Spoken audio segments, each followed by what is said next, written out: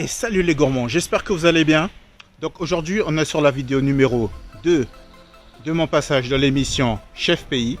Et le thème de la vidéo était sur le persil. Et donc vous savez déjà pour un petit moment que moi l'utilisation du persil, je l'utilise pour pas mal de choses. Notamment et principalement le pudding créole. Mais aussi je l'utilise pour faire des croquettes avec des crevettes. Alors ça c'est une recette que je ferai peut-être bientôt. Je vous en dis pas plus. Ça va se faire, ne vous inquiétez pas.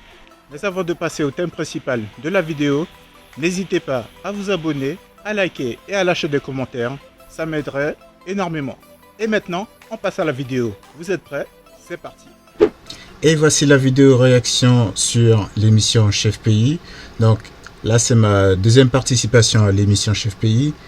Ça m'a fait énormément plaisir de pouvoir participer une fois de plus à cette émission, puisque là, ils ont parlé du thème qui est le pain rassis. Le pain rassis que j'utilise énormément. Je l'utilise énormément pour faire plein de recettes, notamment le pudding, qu'on a pu voir énormément sur ma chaîne. Une recette de pudding au lait de coco qui était vraiment excellent. Et là, je vous fais la réaction sur une de mes recettes que j'avais fait, on va dire, il y a à peu près 2-3 mois. Et là, je vais vous montrer comment ça s'est passé. Et vous allez voir, il y a quelque chose que j'ai vraiment adoré, c'est la réaction du chef Brice Dubois. Je vous laisse regarder. Je pense que je ne suis pas le seul. Et alors tu as utilisé le pain rassis pour faire un pudding, un gâteau que prépare également Carl Alexander, passionné de cuisine en Guyane. Et il nous rejoint tout de suite. Bonjour Carl. Bonjour. Bonjour Louise, bonjour Brice. Bienvenue dans Chef Pays Carl. Alors pour commencer, fais-nous un peu saliver, je dis fais-nous un peu saliver avec justement les recettes que tu prépares avec du pain rassis.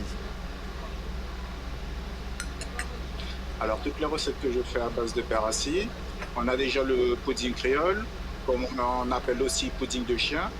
Pudding de chien? Ah, pourquoi? Et le pudding... Alors, je préfère préciser.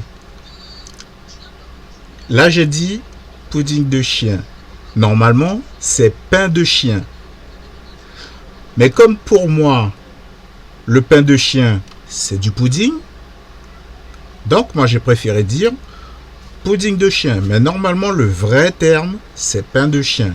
Je tenais juste à dire ça pour éviter de me faire arracher dans les commentaires. Hein? Normalement, c'est pain de chien, c'est pas pudding de chien. Mais comme là, je dis pudding de chien, c'est... Voilà, on peut directement faire référence à ce que ça soit du pain de chien. Je voulais juste clarifier ça. Pourquoi? Oui. Alors ça s'appelle comme ça en France, c'est comme ça qu'ils appellent c'est comme ça qu'ils appellent le pudding. Nous on appelle ça le pudding créole, puisque nous on a une spécificité, c'est qu'on rajoute soit des pruneaux, soit des raisins, avec du rhum vieux, qui va apporter énormément de goût, qui va apporter énormément de saveur. D'accord, ok, je savais même pas que tu savais qu'on disait pudding de chien. Non, je l'ai jamais entendu. Comme quoi, d'accord. Et alors justement, on continue la liste gourmande, Carl. Alors, on a aussi un pudding que j'ai créé en 2023. Oui. C'est un pudding à base de banane plantain. Alors, c'est de ça que je veux vous parler. Je voulais vous parler de ça. Pour vous donner 2-3 petites explications par rapport à ça. De toute façon, j'ai fait la vidéo. Vous verrez la vidéo sur ma chaîne YouTube. Et vous avez la recette, vous avez toute la vidéo, vous avez les explications. Vous pourrez refaire la recette sans problème. Voilà. Banane plantain frit. Alors, raconte-nous, ça ressemble à quoi? Alors, le pudding de banane plantain frit, on fait sa base de pudding avec un œuf, du beurre, le pain qu'on aura laissé tremper dans du lait et qu'on aura infusé avec de la vanille, du lait concentré sucré, de l'arôme d'amande amère. Ça, c'est la base pour faire notre pudding de base. Okay. Et ensuite, après, on prend les bananes plantain qu'on a laissé mûrir avec la peau noire. Bien sûr, il ne faut pas laisser pourrir, sinon ça va être un problème. Oui. On, on prend ces bananes plantées là, on les coupe en tranches, on les fait frire, on les égoutte. Ensuite, après, on va les poser sur du sopalin. On les met au frigidaire pendant à peu près 24 heures. Et le lendemain, on va les utiliser pour les cuire en les mettant dans la préparation du pudding. On met ça au four à 180 degrés pendant à peu près 45-50 minutes. Et on a un pudding de banane plantain frais qui est excellent d'ailleurs.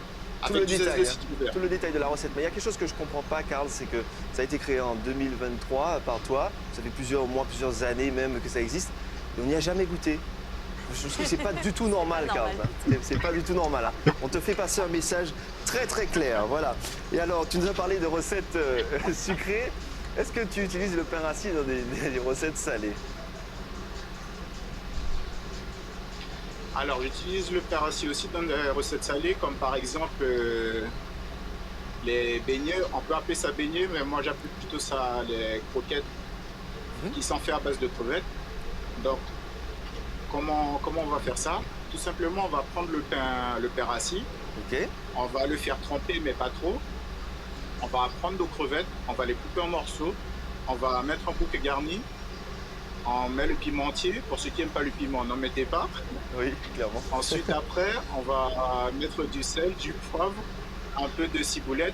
Et ensuite, après, on va mélanger le tout avec le pain qui a trempé pendant à peu près 2-3 heures. On va mélanger le tout, on va former des boulettes avec les mains. Ensuite, après, on va tremper ça dans l'huile. Wow, en tout cas, on voit que tu as beaucoup d'inspiration, hein, que ce soit en sucré ou en salé. Alors... Je précise une chose, c'est que avec les croquettes de crevettes qui sont faites avec le pain rassis, faut faire attention à 2-3 choses. De toute façon, bientôt je vous ferai la recette. La recette, je la mettrai sur la chaîne, vous la verrez après. La chose à respecter avec cette recette-là, quand vous la verrez de toute façon, c'est le pain. Faut pas qu'il soit trop imbibé. Si c'est trop imbibé, pour faire des boulettes après, c'est un problème. En fait, il faut que, même si c'est du pain rassis, que ça soit du pain de mie ou de la baguette, peu importe.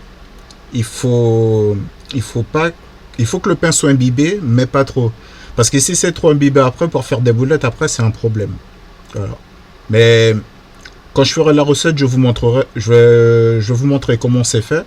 Et vous verrez, c'est pas compliqué du tout. Ça prend même pas 1 heure à faire. C'est vraiment rapide. Alors, j'ai une question à te poser. Qu'est-ce que tu penses de la recette de Louise aujourd'hui? Alors, la recette du chef m'inspire beaucoup, puisque le chef, il y avait un chef que j'aime beaucoup qui s'appelle Thierry Marx. Je vais t'inspirer une fois de sa recette. Chef qui est excellent d'ailleurs, le chef Thierry Marx, pardon. Le chef Thierry Marx, je dirais que c'est un chef qui est... Je dirais que c'est un chef qui est un peu sous-coté parce que si on découvre un peu plus les aspects de ce chef-là, il montre tous les aspects techniques de certaines recettes je dirais qu'on ne voit pas assez. Et quand on arrive à découvrir les aspects techniques de certaines de ces recettes, on se dit mais ah ouais, finalement ouais, si j'aurais fait comme lui, c'est vrai que scientifiquement ou de manière logique, si on fait comme ça, ben forcément le produit va ressortir comme ça. Et moi je vous conseille tous de regarder ce que le chef Thierry Marx fait, et franchement ça vaut vraiment le détour. Le gâteau de pain perdu, la recette du chef Louise, je pense que je vais la retenter, puisque la recette du chef Marx, lui, il la faisait avec des croûtes.